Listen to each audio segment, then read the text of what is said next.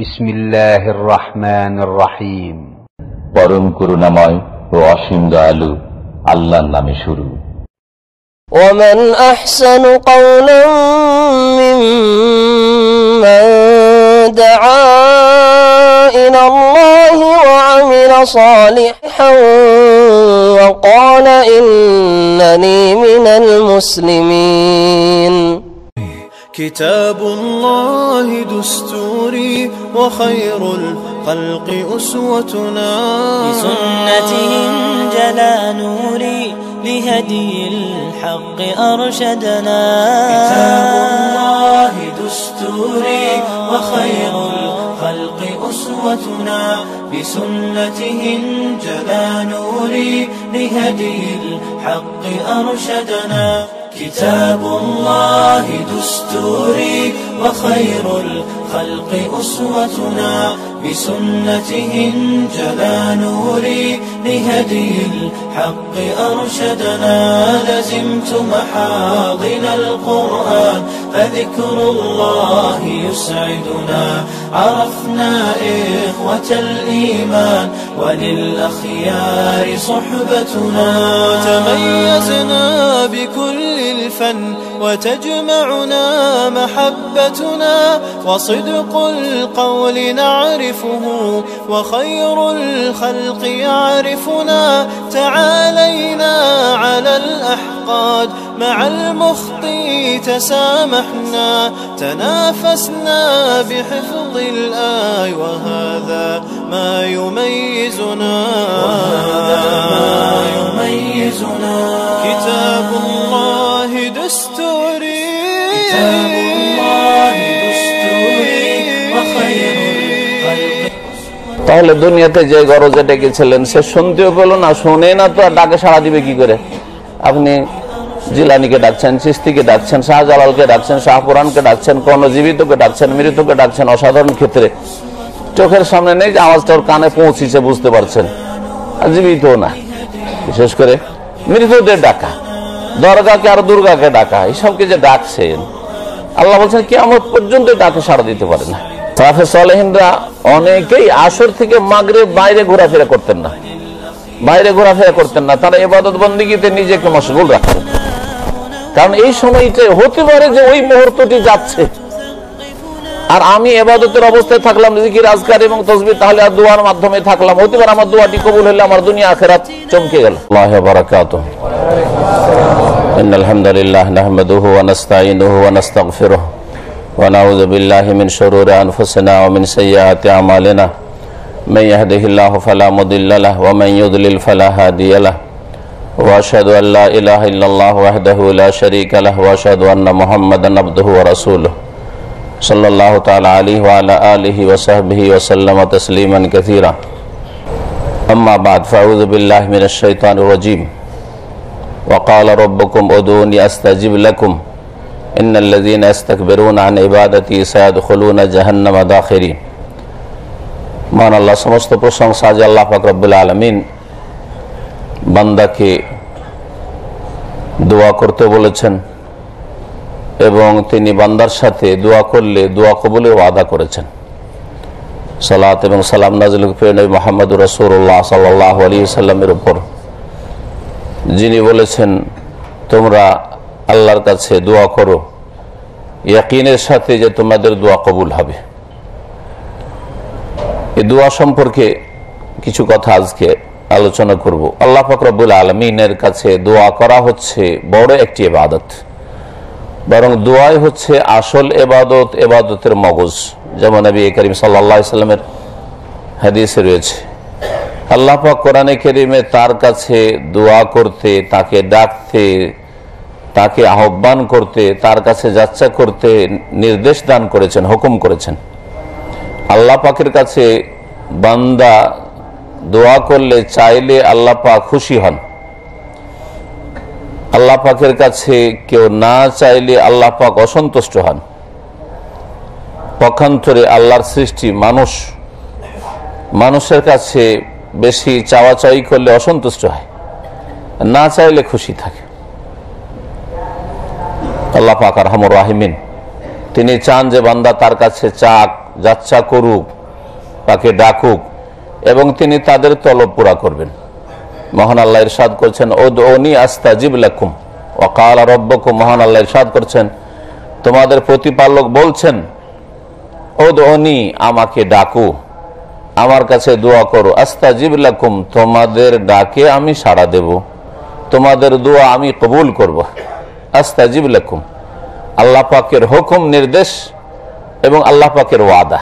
আল্লাহ পাক নির্দেশ দান করছেন যে তাকে ডাকো, উদউনি, এক বচন দি, আমাকেই ডাকো, আমার কাছে দোয়া করো। এবং আল্লাহ পাক সরাসরি ওয়াদা করছেন, প্রতিশ্রুতি দিচ্ছেন যে আস্তাজিব লাকুম, তোমাদের দোয়া আমি কবুল করব। মহান আল্লাহ আরো সূরা বাকারাতে ইরশাদ করেছেন, ওয়াইযা সালাকা ইবাদি আন্নী ফাইন্নী করিব। নবী করিম সাল্লাল্লাহু আলাইহি ওয়াসাল্লামের সাহাবায়ে কেরামরা একবার আপসে আলাপ আলোচনা করলেন যে আল্লাহ কাছে না দূরে। যদি আল্লাহ দূরে হন তাহলে চিৎকার করে ডাকতে হবে, দূরে কেউ থাকলে যেমন চিল্লে ডাকতে হয়, চিৎকার করে ডাকতে হয়। আর যদি তিনি কাছে হন তাহলে চুপি সারে ডাকবো, আস্তে আস্তে ডাকবো। আকারিবুন রাব্বুনা আম বাঈদ, আমাদের রব, আমাদের আল্লাহ কাছে না দূরে। আকারিবুন রাব্বানা, যদি কাছে হন, ফানুনাজি, তাহলে আস্তে আস্তে চুপি সারে মনে মনে ডাকবো। আম বাঈদুন, নাকি আল্লাহ দূরে, ফানুনাদি, তাহলে তাকে চিৎকার করে ডাকবো। যদি আল্লাহ দূরে হন তাহলে তাকে চিৎকার করে ডাকবো। আল্লাহ পাক এই সাহাবায়ে কেরামদের কল্পনা জল্পনা, আপসের আলোচনা এবং নবী করিম সাল্লাল্লাহু আলাইহি ওয়াসাল্লামের কাছে জিজ্ঞাসার উত্তরে আয়াত নাযিল করলেন, ওয়াইযা সালাকা ইবাদি আন্নী, হে নবী, তোমাকে যদি জিজ্ঞেস করে আমার বান্দারা আমার সম্পর্কে, আন্নী, যে আমি কাছে না দূরে, আমাকে আস্তে ডাকবে না জোরে ডাকবে, ফাইন্নী করিব, তাদেরকে জানিয়ে দাও যে আমি আল্লাহ অত্যন্ত নিকটে। করিবুন, আল্লাহ নিকটবর্তী। আল্লাহ নিকটবর্তী, তারপরে কি আল্লাহকে ডাকার জন্য ভায়া মাধ্যম লাগে? যে ভায়াকে বিদাতীদের ভাষায় ওসিলা বলা হয়। কোন ব্যক্তির ওসিলা ধরে আপনি বলেন যে আল্লাহ বেশি কাছে না নবী ওলি বেশি কাছে? আল্লাহ বেশি কাছে। তো কাছের সত্তাকে, কাছের মাবুদকে ডাকতে গিয়ে দূরে যারা বলছেন আল্লাহর তুলনায়, তাদেরকে ওসিলা মাধ্যম ধরবেন যে হে আল্লাহ, আমাকে অমুক জিনিসটা দাও, আমার দোয়া কবুল করো তোমার বড় পীরের ওসিলায়, তোমার অমুক বান্দার ওসিলায়, অমুক ওলির ওসিলায়, এই বলে দোয়া করবেন। এটা কি ইসলাম? এটা ইসলামও না, এটা কোরআন সুন্নাতের কথাও না, আর এটা মানুষের যুক্তি সম্পন্ন না। না কোরআন সুন্নাহ এর সমর্থন করে যা দলিল, আর না মানুষের বিবেক বলে যে কাছে থাকতে, কাছের সত্তাকে ধরার জন্য দূরের কোন ব্যক্তিকে মাধ্যম বানাইবেন, যে আপনার হাতের নাগাল থেকে অনেক দূরে। আল্লাহ পাক যেন বোঝার তৌফিক দান করেন। দোয়ার ক্ষেত্রে মানুষ তিন ভাগে বিভক্ত হয়েছে। দোয়ার ক্ষেত্রে মানুষ তিন কিসিমের, তিন রকমের। এক রকমের মানুষ যারা আল্লাহকে না ডেকে আল্লাহ ছাড়া অন্যকে ডাকে, গায়রুল্লাহ, আল্লাহ ছাড়া অন্যকে আহ্বান করে, আর মনে করে যে তারাই হচ্ছে দাতা, আর তাদের বিভিন্ন নাম দিয়ে আখ্যায়িত করেছে। কাউকে গৌসুল আজম, বড় মহান উদ্ধারকারী, জিলানীকে যেমন বানিয়েছে, কাউকে গরিব নওয়াজ, গরিবের দাতা বানিয়েছে চিশতিকে, কাউকে দস্তগীর, হাত ধরে উদ্ধারকারী বানিয়েছে, কাউকে মুশকিল কোষা বানিয়েছে, বালা মুসিবত দূরকারী বানিয়েছে। এইরকম বহু নাম তারা দিয়ে রেখেছে আল্লাহ ছাড়া অন্যের, এবং তাদেরকে ডাকে যে বাবা উদ্ধার করো, হ্যাঁ, তার নাম ধরে, অথবা তার যেসব উপাধি তারা দিয়ে রেখেছে, কপল কল্পিত নিজের মন গড়া সেসব উপাধি দিয়ে, যে হে গৌস উদ্ধার করো, হে কুতুব উদ্ধার করো, হে অলি উদ্ধার করো, ইত্যাদি ইত্যাদি, আল্লাহ ছাড়া অন্যকে ডাকে।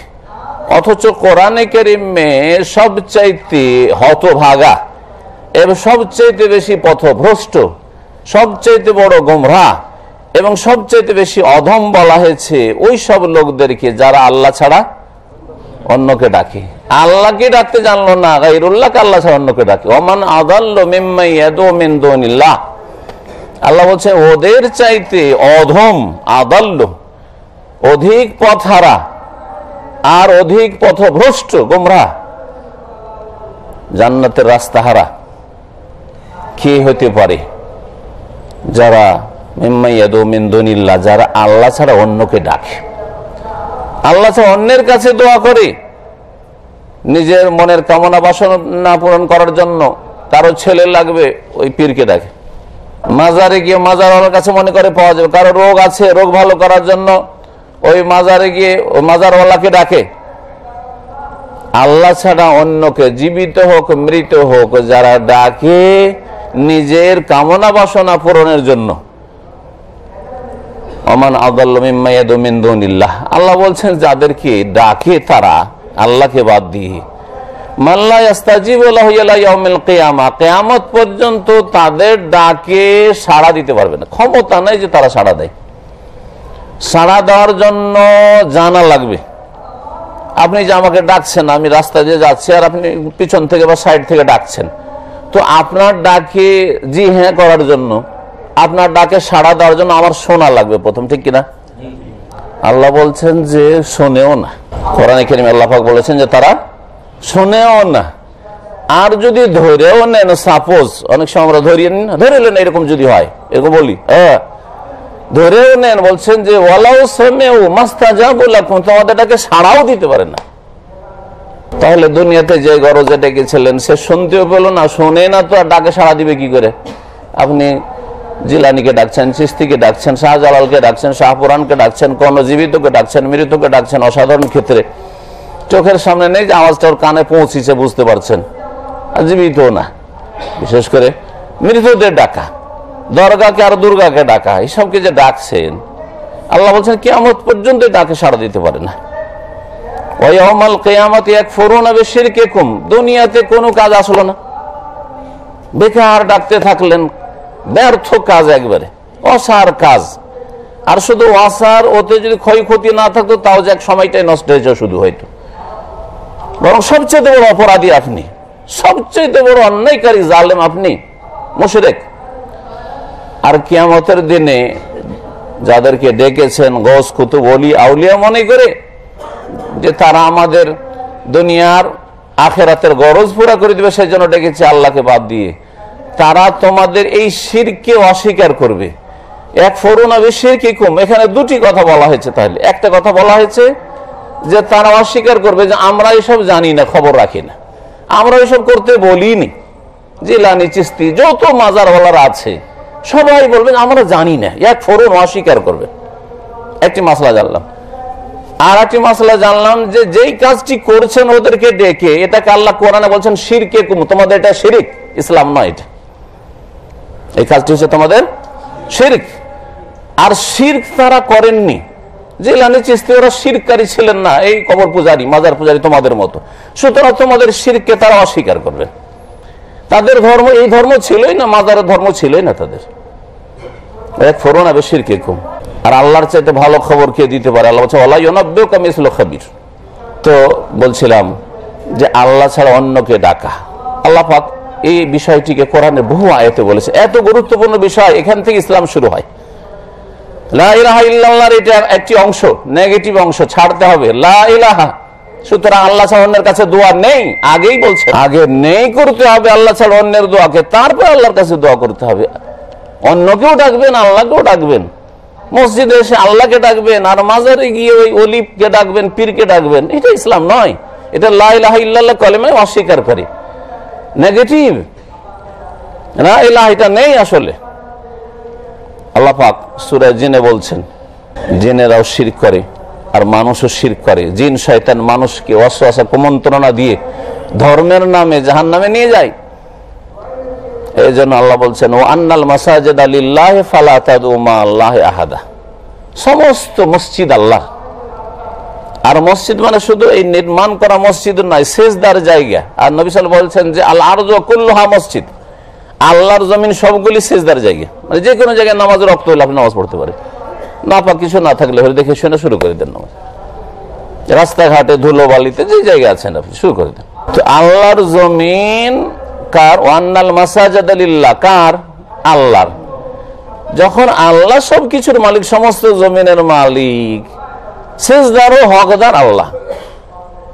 সুতরাং এক তো বলা হয়ে গেল যে সেজদা আল্লাহ, আল্লাহ ছাড়া কাউকে সেজদা করবেন না। শেষ আয়াতে বলা হচ্ছে ফালা আতাদু মা আল্লাহি আহাদা, আল্লাহর সাথে আর কাউকে তোমরা ডেকো না। ফালা আতাদু মা আল্লাহি আহাদা, স্পষ্ট কথা, কাউকে ডাকা চলবে না, কাউকে ডাকা চলবে না। নবী মুহাম্মদ রাসূলুল্লাহকে ডাকা চলবে না, আহাদান কাউকে ডাকা চলবে না, মা আল্লাহ, আল্লাহর সাথে। কারণ ইবাদত হচ্ছে একমাত্র আল্লাহর হক, রসুলের হক আলাদা আছে। আপনার বাপের হক আলাদা, মায়ের হক আলাদা, আর স্ত্রীর হক আলাদা, ছেলে মেয়ের হক আলাদা। যদি সবকে একাকার করে দেন চলবে? হ্যাঁ, মেয়ের হক স্ত্রীকে দিলে চলবে? হ্যাঁ, মায়ের হক যদি স্ত্রীকে দিলে চলবে? হ্যাঁ, মা যদি বলেন স্ত্রীকে চলবে? চলবে না। তো এগুলো কমন সেন্সে বুঝতে পারছেন। এটা বুঝতে পারেন যে রসুলের হক রসুলকে দিতে হবে, আল্লাহর হক আল্লাহকে দিতে হবে। আল্লাহর হক হচ্ছে ইবাদত, ইবাদত নবীর হক নয়। নবীর হক হচ্ছে ইত্তেবা, অনুসরণ, ফলো করা, আনুগত্য করা, তার আদর্শ মোতাবেক জীবন গড়া, তিনি যে আদেশ নিষেধ করেছেন মেনে চলা, এটা হচ্ছে নবীর হক। তাকে অন্তর থেকে ভালোবাসা, আল্লাহর পরে সবচেয়ে বেশি, তার প্রতি দরুদ ও সালাম পেশ করা, এসব হক রয়েছে নবী করিম সাল্লাল্লাহু আলাইহি ওয়াসাল্লাম। তিনি যেসব কথা কাজ থেকে নিষেধ করেছেন বেঁচে থাকা, নবীর হক আলাদা আর আল্লাহ পাকের হক আলাদা। তো নবীকে ডাকলেও যদি বড় শিরক হইতে পারে, তো যদি কেউ আবু বকর ওমরকে ডাকে, কেউ যদি আলীকে ডাকে সেটাও বড় শিরক, কেউ হাসান হোসেন ইয়া হোসেন হাই হোসেন করে সেটাও বড় শিরক। ফালা তাদু মা আল্লাহি আহাদা, আল্লাহর সাথে কাউকে ডেকো না, কাউকে ডেকো না। এক শ্রেণীর লোকেরা দোয়ার নামে চিরকালের জাহান্নামের রাস্তা ধরেছে, মুশরিক হয়েছে, মানে মুশরিকের জন্য আল্লাহ জান্নাত হারাম করেছেন, সোজা কথা, কোরআনে কারীমের কথা এবং স্পষ্ট কথা, কোনে তো অস্পষ্টতা নেই। কোরআন হাদিসে এরকম কোন অস্পষ্ট কথা নেই যে মুশরিকও ধর্মকর্ম করে জান্নাত পেতে পারে, এরকম কথা নেই। ফাকাদ হারামাল্লাহু আলাইহি জান্নাহ, জান্নাতকে আল্লাহ হারাম করেছেন। ওয়া মাওয়াহুন নার, জাহান্নাম হচ্ছে ঠিকানা, বাসস্থান মুশরিকের। আল্লাহর সাথে, আল্লাহর ইবাদতে, আল্লাহর কাজে, আল্লাহ পাকের গুণাবলীতে যে শরীক বানিয়েছে কাউকে। দ্বিতীয় শ্রেণীর মানুষ হচ্ছে এর উল্টো দিকে, আর এক গুমরা, তারা আল্লাহকে ডাকা থেকে একেবারে উদাসীন, গাফিল, দুনিয়াদার, পেট পূজারী, যারা মনে করে যে দুনিয়ার সোর্সগুলি, মাধ্যমগুলি, উপায় উপকরণ, কারো জমি জায়গা, কারো চাকরি, কারো সম্পদ, কারো ক্ষমতা ইত্যাদি, এগুলি হচ্ছে আসল, এগুলি দিয়েই সব কিছু হয়। আমি নিজের বিদ্যা বুদ্ধি দিয়ে সবকিছু করি, আমি আমার সময় শ্রম দিয়ে সবকিছু করি। সুতরাং আল্লাহকে তারা ডাকে না, আল্লাহ থেকে গাফিল, আল্লাহ থেকে গাফিল। এই একদল গুমরাহ। এই দুই দলের গুমরাহি থেকে বাঁচতে হবে। একদল বেদিন, বিধর্মী, নাস্তিক, মুসলিম সমাজের জাতিতে মুসলিম হইল, জীবনে আল্লাহকে ডাকার তৌফিক পাই না। আর একদল মুশরিক সমাজ। এই দুটি হচ্ছে জাহান্নামের রাস্তার দল, আদম সন্তান। আর একটি দল হচ্ছে মুমিন, মুখলিস, মুওয়াহিদ, যারা একমাত্র আল্লাহকে ডাকে। দুনিয়ার যেসব উপায় উপকরণ রয়েছে, মাধ্যম রয়েছে শরীয়ত সম্মত, সেগুলি অবলম্বন করে, গত সপ্তাহে আরোগ্য সম্পর্কে আলোচনা করতে গিয়ে বলেছি, দুনিয়ার মাধ্যমগুলি গ্রহণ করে, যেগুলি মাধ্যম আল্লাহ বৈধ করেছেন, কিন্তু দাতা একমাত্র আল্লাহ। সুতরাং মাধ্যমগুলি যেন কাজে আসে, আমি মাধ্যম ব্যবহার করব, কিন্তু এইগুলি যেন ফলপ্রসূ হয়, আমার জন্য কাজে আসে, সেই জন্য কার কাছে দোয়া করতে হবে? তৌফিক আল্লাহর কাছে চাইতে হবে, সাহায্য কামনা আল্লাহর কাছে করতে হবে। এই হচ্ছে আল্লাহ পাকের কাছে দোয়া করা। প্রিয় নবী মুহাম্মদুর রাসূলুল্লাহ সাল্লাল্লাহু আলাইহি ওয়াসাল্লাম বলেছেন, আদ-দুআউ হুয়াল ইবাদা। সহিহ মুসলিম, দোয়াই হচ্ছে আসল ইবাদত, দোয়া হচ্ছে আসল ইবাদত। ইবাদত বিভিন্ন রকমের, শারীরিক ইবাদত রয়েছে, আর্থিক ইবাদত রয়েছে, বাচনিক ইবাদত রয়েছে, অন্তরের ইবাদত রয়েছে, ইবাদত বহু প্রকার রয়েছে। এখন নামাজ দিয়ে বোঝায়, নামাজ সালাতের মধ্যে শারীরিক ইবাদত রয়েছে। দাঁড়াচ্ছেন, শরীর আপনার দাঁড়াইলো, ঝুঁকলো, রুকু করলেন, আবার রুকু থেকে দাঁড়াইলেন, সেজদায় গেলেন, বৈঠক করলেন, এগুলি হচ্ছে আপনার শারীরিক ইবাদত, বাদানি ইবাদত। আর এর ভিতরে যেই দোয়াগুলি রয়েছে, সূরা ফাতিহা দোয়া, সূরা ফাতিহা দোয়া না, দোয়া, জি হ্যাঁ, তাসবিহতে আল্লাহ পাকের গুণগানমূলক দোয়া, রুকু সেজদায়। আত্তাহিয়াত হচ্ছে দোয়া, আসসালামু আলাইনা ওয়া আলা ইবাদিল্লাহ দোয়া না, আমাদের উপর শান্তি হোক, আল্লাহর নেক বান্দাদের উপর সালাম হোক, হ্যাঁ, নবীর উপর সালাম রহমত বরকত হলে দোয়া না? হয় নবীর জন্য দোয়া করছেন, না হয় নিজের জন্য দোয়া করছেন, না হয় মুমিন জিন মানুষের জন্য, মালায়েকা ফেরেশতাদের জন্য দোয়া করছেন, সবার জন্য দোয়া করছেন। দুরুদ হচ্ছে দোয়া, আল্লাহুম্মা সাল্লি আলা মুহাম্মাদ আল্লাহু বারিক আলাইহি, দোয়া না? নবীর জন্য দোয়া করছেন। দোয়ায়ে মাসুর, আল্লাহুম্মা ইন্নী যালামতু নাফসি যুলমান কাসীরা, দোয়া না? আল্লাহুম্মা ইন্নী আউযু বিকা মিন আযাবিল কবর, কবর আযাব থেকে আশ্রয় চাইছি, দোয়া না? সব দোয়া। আসসালামু আলাইকুম ওয়া রাহমাতুল্লাহ, দোয়া না? আপনাদের উপর সালাম, ডান দিকে যারা আছেন মানুষ জিন ফেরেশতা, আসসালামু আলাইকুম ওয়া রাহমাতুল্লাহি ওয়া বারাকাতুহু, দোয়া না? এগুলো হচ্ছে দোয়া। নামাজের মধ্যে দুটোই ইবাদত, শরীর যে উঠছে বসছে, রুকু সিজদা কিয়াম ইত্যাদি বৈঠক, এগুলিও ইবাদত, আর দোয়াও ইবাদত। কোনটা গুরুত্বপূর্ণ? কোনটা মগজের মতো? ভিতরেরটা, ভিতরে যেটা দোয়া। হ্যাঁ, না হলে যারা ব্যায়াম করে তারাও তো শরীর, একবার দাঁড়িয়ে ব্যায়াম করছে, এবার শুয়ে ব্যায়াম করছে, এবার বসে ব্যায়াম করছে, কত রকমের ব্যায়ামে অ্যাক্টিং করছে, হ্যাঁ, শুধু ব্যায়াম হচ্ছে। তো আপনার নামাজের ভিতরে যদি এই দোয়া সূরাগুলি না থাকে তাহলে ওটা ব্যায়াম হইলো, আর কিছু তো হইলো না।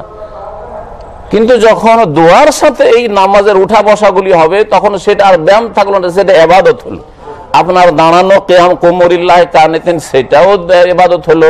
ওয়ারকাউ মাররাকে, রুকু করাও ইবাদত হলো। ওয়াসজুদু, সেজদা করে, সেজদাও ইবাদত হলো। আপনার বসাও আল্লাহর সামনে ইবাদত হলো, সবগুলি ইবাদত হলো। আসল হচ্ছে দোয়া, দোয়াই হচ্ছে আসল ইবাদত। তিরমিজিতে আছে আর দোয়া মুখুল ইবাদত, যদিও হাদিসটিকে যেই বলা হয়েছে সনদের দিক থেকে, কিন্তু মুসলিমের হাদিসটি এর সমর্থন করে। আর দোয়া মুখুল, দোয়া হচ্ছে ইবাদতের মগজ। আপনার মাথার ভিতরে আছে মগজ, বাইরের অংশ মাথার, আর ভিতরের অংশ বেশি গুরুত্বপূর্ণ। দোয়া হচ্ছে ইবাদতের মগজ। আল্লাহ পাক রব্বুল আলামিনের কাছে চাইলে আল্লাহ সন্তুষ্ট হন। মাল্লাম ইয়াসআলিল্লাহ ইয়াগযাব আলাইহি, নবী কারীম বলেছেন যদি কেউ আল্লাহর কাছে না চায়, দোয়া না করে, তাহলে আল্লাহ অসন্তুষ্ট হন, রাগান্বিত হন। কিন্তু আমাদের কাছে যতই ভালো মানুষ হন না কেন, দু চারবার ধার চেয়ে দেখেন, হ্যাঁ, দিলেও মনটা খারাপ করেই দিবে, ঠিক না? এই জন্য এক কবি বলেছেন যে সুবহানাল্লাহ, আদম সন্তানের কাছে চাইলে রাগ করে, আর আল্লাহর কাছে না চাইলে রাগ করেন আল্লাহ পাক। কত পার্থক্য খালেক আর মাখলুকে, সৃষ্টি আর স্রষ্টায় কত পার্থক্য, আবদ এবং মাবুদে কত পার্থক্য। যতই আপনজন হোক না কেন, আপনার ছেলে মেয়ে স্ত্রী যদি বেশি ডিমান্ড করে তো মন খারাপ হবে আপনার, অথচ আপনার আপনজন, আপনার দায়িত্ব আছে ওদের ক্ষেত্রে, তারপরে চাওয়াচাই করলে নিজে থেকে দিচ্ছেন খুব ভালো লাগছে, কিন্তু চাইলে মনটা খারাপ করে। আল্লাহর কাছে না চাইলে আল্লাহ নারাজ হবেন। আল্লাহ চান যে আমার কাছে বান্দারা চাক, তাহলে আমি তাদেরকে দেব। এবং প্রত্যেক রাতে আল্লাহ পাক বান্দাদেরকে ডাকেন শেষ তৃতীয় অংশে, মাইয়াদুনি, কি আমার কাছে দোয়া করবে, কি আমাকে ডাকছো ডাকো, আস্তাজিব লাকুম, তোমাদের দোয়া আমি শুনবো, তোমাদের ডাকে সাড়া দেব। মাইয়াসআলুনি, কি আমার কাছে কিছু চাইবে, ফাউতিয়াহু, তাকে দেব। মাইয়াস্তাগফিরুনি, কি আমার কাছে ক্ষমা চাইছো, তাকে আমি ক্ষমা করব, আগফিরুল্লাহ।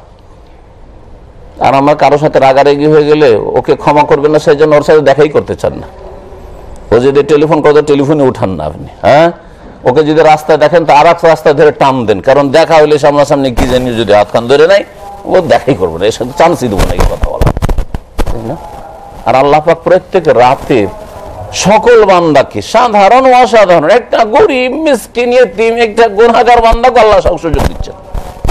বড় বড় পাপের কথা, শিরকের কথা, জেনার কথা, খুনের কথা উল্লেখ করার পরেও আল্লাহ পাক একাধিক আয়াতে, তার মধ্যে সূরা ফুরকানের শেষ রুকু পড়ে দেখেন, আল্লাহ বলছে ইল্লা মান তাবা, আরে খুন করেও যদি এসে তোবা করো, জেনা করে এসেও যদি তোবা করো, আরে শিরক মূর্তি পূজা করে, কবর মাজার পূজা করে এসেও যদি ওই আবু সুফিয়ানের মতো, খালিদ বিন ওয়ালিদের মতো, আর এরকম হিন্দার মতো, আবু সুফিয়ানের স্ত্রী, হ্যাঁ, যে হামজা রাদিয়াল্লাহু তাআলা আনহার কলিজা বের করে মালা বানিয়েছিল, তাকে আল্লাহ তওবার তৌফিক দিয়েছেন, তওবা করেছে, আল্লাহ কবুল করে নিয়েছেন। আল্লাহ তো রহমত থেকে তাড়িয়ে দিন, এত বড় অপরাধ করেছো, তোমার আবার ক্ষমা, কিসের ক্ষমা, হ্যাঁ, সুবহানাল্লাহ। তাহলে তাদের জন্য যদি ক্ষমা হইতে পারে, নবীর বিরুদ্ধে, নবীর যেই জেহাদে দাঁত ভাঙছে সেখানে বিরোধী হচ্ছে আবু সুফিয়ান আর খালিদ বিন ওয়ালিদ রাদিয়াল্লাহু আনহু। হিন্দা তারা ইসলাম গ্রহণ করেছে না করেনি? তো আল্লাহ তওবা না কবুল করলে কি করে ইসলাম গ্রহণ করলো? আল্লাহ তাদের তওবা কবুল করেছেন। তাহলে তাদের যদি তওবা কবুল হয় তো আপনি একজন মুসলিমের সন্তান, আপনার জন্য তওবার রাস্তা খোলা নেই? যদিও কবর মাজার পূজা হয়েছে জানতেন না আপনি, যদিও আপনার দ্বারা খুন হয়েছে জানতেন না আপনি, বা হয়ে গেছে যা হওয়ার, শয়তান আপনাকে এই কাজ করিয়েছে, যদি আপনার আল্লাহ না করে জানা হয়েছে, মদ খাওয়া হয়েছে, দ্রুত তওবা করে ফিরে আসেন। ইল্লা মান তাবা ওয়া আমানা ওয়া আমিলা আমালান সালিহা ফাউলাইকা ইউবাদদিরুল্লাহু সাইয়্যাতিহিম হাসানাত। তওবা করো, ঈমানের নবায়ন করো, আর ভালো কাজ করে প্রমাণ করে যে আসলে আমি তওবা। আবার তওবা মিছামিছি তওবা করলে হবে না। লোকজনকে বলছে আমি ভাই তওবা করে নিচ্ছি, না, এটা তওবা না শুধু। আর আমাদের দেশের ওই হিন্দুদের মতো, হিন্দুদের ওই ব্রাহ্মণদের কাছে যাই ধর্মকর্ম করার জন্য সব জনসাধারণ হিন্দুরা, আর আমাদের দেশে মুসলিমরা পীর ভক্তরা বলে যে তওবা পড়তে নাকি হুজুরের কাছে যেতে হয়। তওবা যেন হুজুরের কাছে যাওয়া লাগে না, তওবা আপনার এবং আপনার রবের মাঝখানে তওবা হবে। আপনি ফিরছেন, কার দিকে ফিরছেন? তওবা মানে ফিরে যাও, কার দিকে? আল্লাহর দিকে। আল্লাহর দিকে ফিরে গেলি হলো, অন্তর আল্লাহর দিকে ফিরে যেতে হবে, আপনার কথা আল্লাহর দিকে ফিরে যেতে হবে, আপনার মুখমণ্ডল আল্লাহর দিকে ফিরে যেতে হবে, মন আল্লাহর দিকে ফিরে যেতে, জানে প্রাণে এখন আল্লাহ অভিমুখী হইতে হবে। আনিবু ইলা রাব্বিকুম, আল্লাহ অভিমুখী হয়েছে, আল্লাহর দিকে ঝাঁপিয়ে পড়ো, ব্যাস তওবা হয়ে গেল। পাপের দিক থেকে মুখ একেবারে ফিরিয়ে নেন আপনি, আমার দ্বারা আর কোনো পাপ হবে না, এর নাম হচ্ছে তওবা। আল্লাহ পাক রব্বুল আলামিনের সামনে, আপনার সামনে আল্লাহ পাক রব্বুল আলামিনের রহমতের দরজা, দুয়ার দরজা, তওবার দরজা খোলা আছে যতক্ষণ পর্যন্ত মওত আসে নাই। কখন কার মওত আসে জানা নাই। সুতরাং দ্রুত তওবা করে ফিরে আসুন। দুনিয়া এবং আখিরাতের কল্যাণ চান আল্লাহ পাক রব্বুল আলামিনের কাছে। নবী করিম সাল্লাল্লাহু আলাইহি ওয়াসাল্লাম অল্প কথায় বেশি দোয়া করতেন। এটা হচ্ছে দোয়ার বৈশিষ্ট্য নবী সাল্লাল্লাহু আলাইহি ওয়াসাল্লামের, জাওয়ামিউল কালিম, মানে অল্প কথায় ব্যাপক অর্থপূর্ণ দোয়া। তার মধ্যে সবচেয়ে প্রসিদ্ধ দোয়া কোরআনী দোয়া যেটা নবী করিম সাল্লাল্লাহু আলাইহি ওয়াসাল্লাম করতেন, সেটা হচ্ছে রব্বানা আতিনা ফিদ দুনিয়া হাসানা ওয়া ফিল আখিরাতি হাসানা ওয়া কিনা আযাবান নার। দুনিয়ার কিছুই ছাড়লেন না আপনি চাইতে, যা জায়েজ, আর আখিরাতের কোনো কিছু ছাড়লেন না আপনি, জাহান্নাম থেকে রক্ষা। এটাই তো সবকিছুর কামিয়াবি, দুনিয়ারও কামিয়াবি। রব্বানা আতিনা, হে আল্লাহ আমাদেরকে দাও, ফিদ দুনিয়া হাসানা, দুনিয়ার সার্বিক কল্যাণ, ওয়া ফিল আখিরাতি হাসানা, আখিরাতের যাবতীয় কল্যাণ দাও, ওয়া কিনা আযাবান নার, জাহান্নামের আযাব থেকে রক্ষা করো। কিছু বাকি থাকলো? ব্যক্তি জীবনের, পারিবারিক জীবনের, সামাজিক, আর্থিক, মানসিক সবকিছু চেয়ে ফেললেন, কোনো কিছু দুনিয়া ছাড়লেন না। আখিরাতের যা রয়েছে সমস্ত নিয়ামত চেয়ে ফেললেন আপনি, ওয়া ফিল আখিরাতি হাসানা। তো এই দোয়া করতেন নবী করিম সাল্লাল্লাহু আলাইহি ওয়াসাল্লাম, অন্তর যাতে করে দ্বীনের উপর কায়েম থাকে। আল্লাহ মুকাল্লিবাল কুলুব সাব্বিত কলবি আলা দীনিক, এই দোয়া করতেন নবী করিম সাল্লাল্লাহু আলাইহি ওয়াসাল্লাম। আল্লাহ আমার অন্তরকে, হৃদয়কে দ্বীনের উপর অটল রাখো, দৃঢ় রাখো। দ্বীনের উপর যদি কায়েম থাকেন তো এই দ্বীন আপনাকে জান্নাতের রাস্তা নিয়ে যাবে। গুরুত্বপূর্ণ দোয়া। এইরকম যেগুলিতে অল্প কথাতে অনেক দোয়া হয়, এইরকম দোয়া নবী করিম সাল্লাল্লাহু আলাইহি ওয়াসাল্লাম করতেন। আর সেজদায় বেশি বেশি দোয়া করতে বলেছেন। দোয়ার ক্ষেত্রে মনে রাখবেন যে যেই স্থানগুলিতে অথবা সময়গুলিতে দোয়া কবুল হওয়ার কথা হাদিসে রয়েছে, সেই সময়গুলিতে দোয়া করার চেষ্টা করা একজন মুমিনের বৈশিষ্ট্য। আপনি আপনার বসের কাছে, দুনিয়ার বস, কয়েকটা পয়সার স্বার্থ আছে, তার সাথে আপনার চাকরি শুধু স্বার্থ, আর কিছু নেই, হয়তো চাকরি করেন বসের কাছে, তার সাথে কথা বললো মন মেজাজ দেখে কথা বলেন, ঠিক কিনা? যেই সময়টাই মন মেজাজটা ভালো আছে, চলো একটা আমার আপিল আছে, দরখাস্ত আছে, গিয়ে করি না। আর যদি দেখেন এখন খুব বিজি আছে, এখন কার সাথে রাগারাগি করে টেলিফোনে কথা বলছিল, যাবেন ওই সময় চাইতে? এগুলো খেয়াল রাখি আমরা সাধারণ একটা 3.5 হাতের মানুষের কাছে চাইতে গিয়ে কিছু। রব্বুল আলামিন আমাদেরকে এমনি বলে দিয়েছেন, আল্লাহ পাক সবসময় আরহামুর রাহিম, কিন্তু বিশেষ বিশেষ সময়, স্থান, মুহূর্ত আছে যে সময়গুলিতে বা স্থানে দোয়া কবুল হয়, ওইগুলোর খেয়াল রাখতে হবে। জুমার দিনে নবী করিম সাল্লাল্লাহু আলাইহি ওয়াসাল্লামের হাদিস, এমন একটি সময় আছে যেই সময় আদম সন্তান দোয়া করলে সেই দোয়া অবশ্যই কবুল হয়। এই সম্পর্কে নানা মত রয়েছে, তার মধ্যে সবচেয়ে শক্তিশালী দুটি মত। একটি হচ্ছে জুমায় যে খতিব খুতবা শুরু করে তখন থেকে শুরু করে জুমা শেষ হওয়া পর্যন্ত, এর মাঝখানে খুতবা চলাকালীন দোয়া করা যাবে না, ঠিক আছে, কিন্তু দুই খুতবার মাঝখানে যখন বসছেন তখন একটু দোয়া করেন। আপনি জরুরি না যে হাত উঠিয়ে দোয়া করতে হবে সবসময়। দোয়া হাত উঠিয়েও হয়, আবার না উঠিয়েও হয়, দুই রকমই দোয়া হইতে পারে। অনেক দোয়া আমরা পড়ি হাত উঠাই না, বরং হাত উঠানো বিদআত, ঠিক কিনা? বাথরুমে যাচ্ছেন, ওটা দোয়া করছেন না যে আল্লাহ জিন শয়তান থেকে আমাকে বাঁচাও, ওটা তো দোয়া, কিন্তু হাত উঠানো নবী জীবনে উঠাননি বিদআত। তাহলে বোঝা গেল যে দোয়া না হাত উঠিয়েও আছে আর হাত উঠিয়েও আছে। তারপরে মাঝে মধ্যে কেউ যদি এরকম সাধারণ জায়গাতে কখনো উঠিয়ে নেই তো কোনো ব্যাপার না, যেমন দুই খুতবার মাঝখানে। তারপরে আর একটি মত হচ্ছে যে আসর থেকে মাগরিব পর্যন্ত জুমার দিন এই সময়টাই দোয়া কবুল হয়। সালাফে সালেহিনরা অনেকেই আসর থেকে মাগরিব বাইরে ঘোরাফেরা করতেন না, তারা ইবাদত বন্দেগীতে নিজেকে মশগুল রাখতেন। কারণ এই সময়টাই হতে পারে যে ওই মুহূর্তটি যাচ্ছে, আর আমি ইবাদতের অবস্থায় থাকলাম, জিকির আজকার এবং তাসবিহ তাহলে আর দোয়ার মাধ্যমে থাকলাম, হতে পারে আমার দোয়াটি কবুল হলে আমার দুনিয়া আখিরাত চমকে গেল।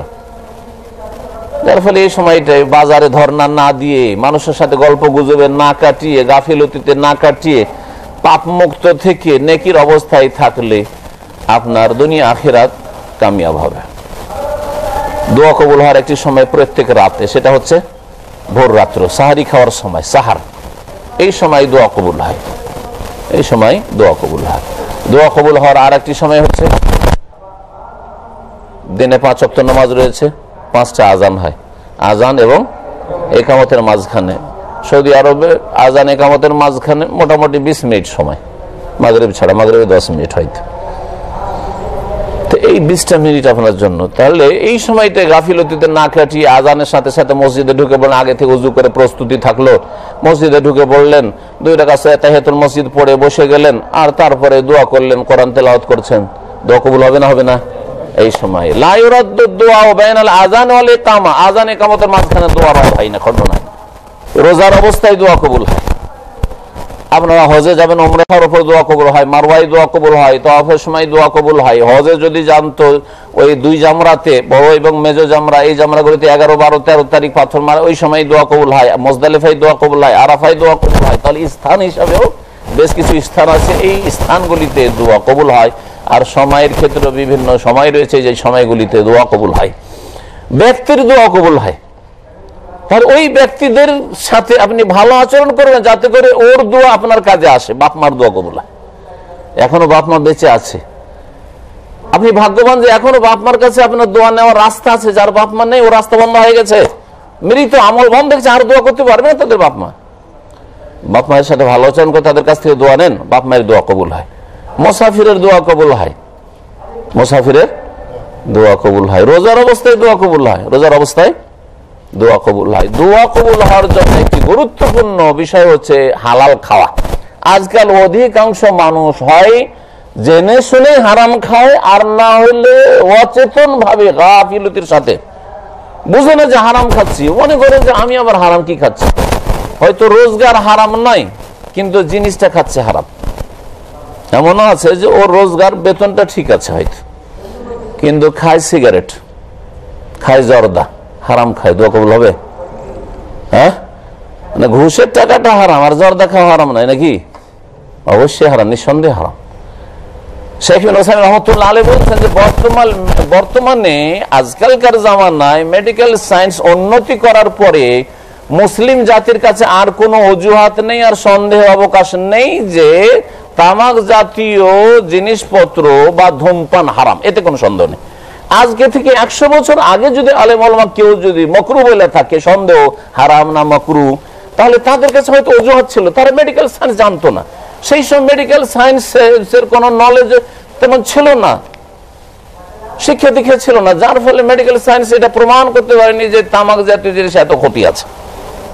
কিন্তু এখন যেখানে অমুসলিম বলছে, আপনার সিগারেটের লেভেলও লিখে দেওয়া হচ্ছে এটা স্বাস্থ্যের জন্য বড় ক্ষতিকর। ইসলামের একটি আম সাধারণ নীতিমালা কায়দা আছে যে যা মানুষের ঈমানের ক্ষতি করে, ধর্মের ক্ষতি করে, শরীর স্বাস্থ্যের ক্ষতি করে, পরিবারের ক্ষতি করে, হ্যাঁ, পরিবেশের ক্ষতি করে, বোঝা গেছে? জি, এসবগুলি হালাল না হারাম? হারাম। এগুলি খাবাইস, নোংরা, এগুলি তাইয়্যিবাত না। আর কোরআনে 2 ভাগ করা হয়েছে, যত বস্তু পৃথিবীতে আছে খাদ্য পানীয় দুই ভাগ করা হয়েছে, তাইয়্যিবাত পাক পবিত্র, আর না হলে খাবায়েস খবিস জিনিস, নোংরা জিনিস। ভাত রুটি এই ধরনের যা কিছু হালাল এগুলো তাইয়্যিবাত। কুলু মিন তাইয়্যিবাতি মা রাযাকনাকুম, কুলু মিনাত তাইয়্যিবাত ওয়া আমালু সালিহ, তাইয়্যিবাত খাও আল্লাহ বলছেন।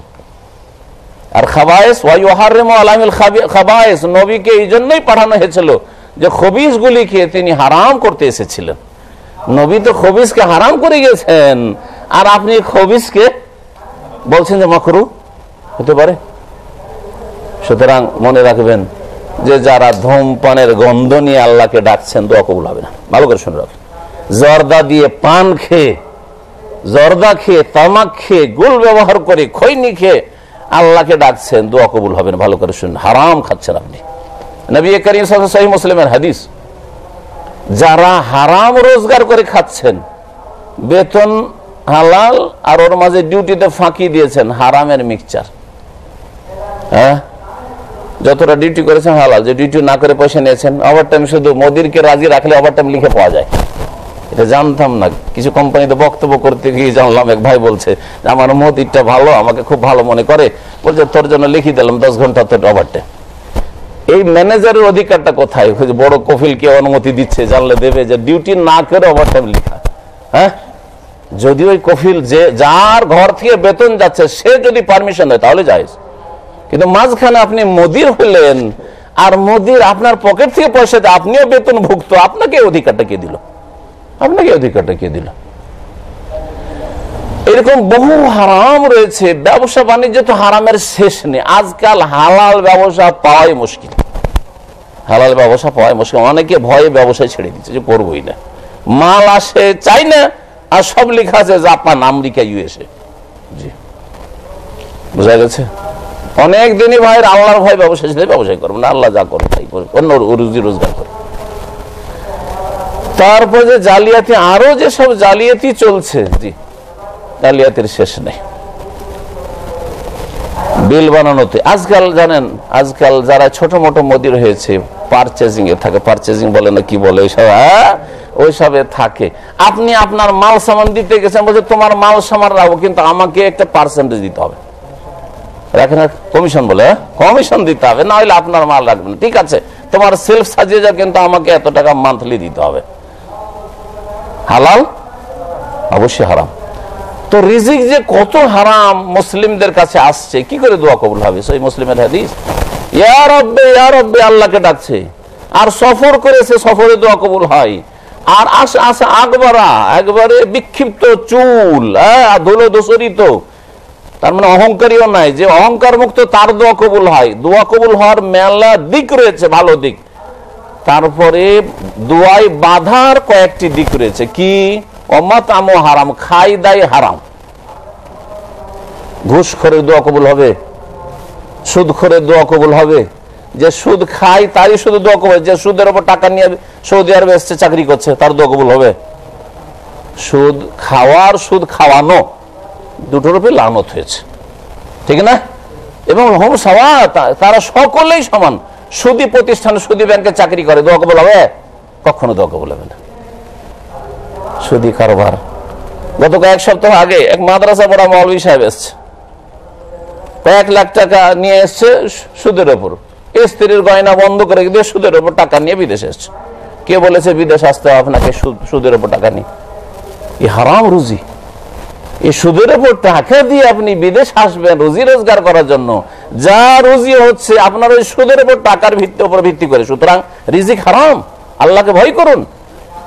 দেশে আপনার জন্য হালাল মেলা রাস্তা ছিল, ওতে আল্লাহ বরকতের রাস্তা খুলতেন যদি ধৈর্য ধারণ করতেন, কিন্তু অধৈর্য হয়ে দ্রুত হারামের রাস্তা ধরেছেন, ছুটেছেন।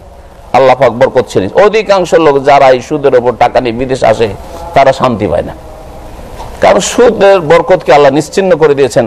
কোরআনে কারিমে এই ঘোষণা আল্লাহ করেছেন। তো এইরকম বহু হারাম রয়েছে। অমাতামো হারাম, খায় হারাম, মশরাবু হারাম, পান করে হারাম, অমালবাসু হারাম, আর না হয় পোশাক হারাম, কাপড় চোপড় হারাম, ও গুজিয়া বিল হারাম, তার আহার হারাম।